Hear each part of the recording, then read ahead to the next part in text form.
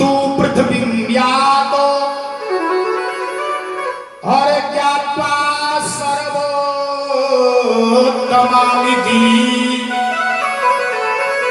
पुष्करम च प्रयागम च काशीं गोदावरी तथा।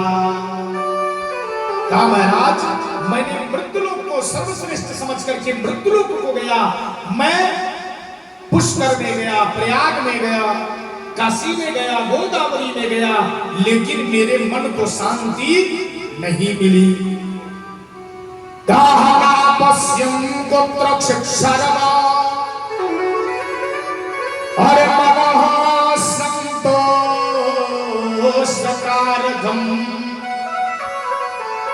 कलिना धर्म मित्रेण धैर्यं बाधिता धुना। महाराज मैं पुष्कर में गया, प्रयाग में गया, काशी में गया, गोदावरी में गया, लेकिन हमें कहीं शांति नहीं मिली, मेरे मन को भी संतोष नहीं मिला। महाराज दुनिया में ऐ प्यारे कोई सत्य बोलने वाला नहीं है। कोई अगर एक बार भी सत्य बोल दे तो मानो राजा हरिश्चंद्र के बाद उन्हीं का नंबर आ जाता है। और तो और कलिना धर्म मित्रेण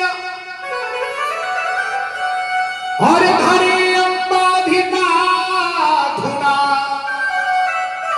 कलयुग ने लोगों की बुद्धि को ऐसे विकृत कर दिया है कि कोई सत्य बोलने वाला नहीं है। और तो और सनत कुमारों ध्यान देना,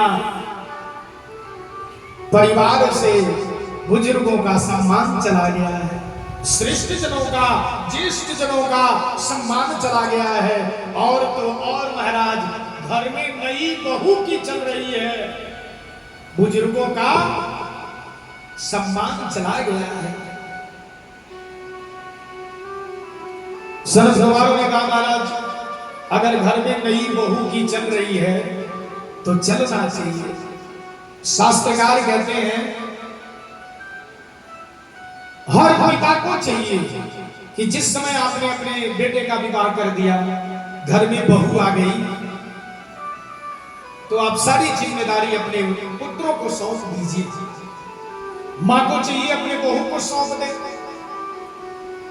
पिता सारी जिम्मेदारी बेटे के कंधे पर रख दे, बेटा अब तुम जानो और तुम्हारा काम जाने।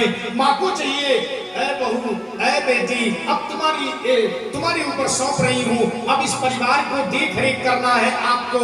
अब आप चाहे इस घर को आबाद करो या बर्बाद करो।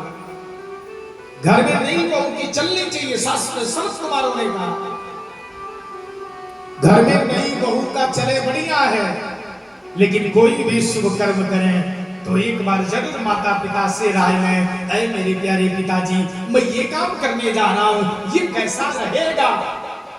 एक बार हर बेटे को चाहिए कि अपने पिता से राय लें, मां से राय लें कि मैं ये काम करने जा रहा हूं, पिताजी कैसा रहेगा।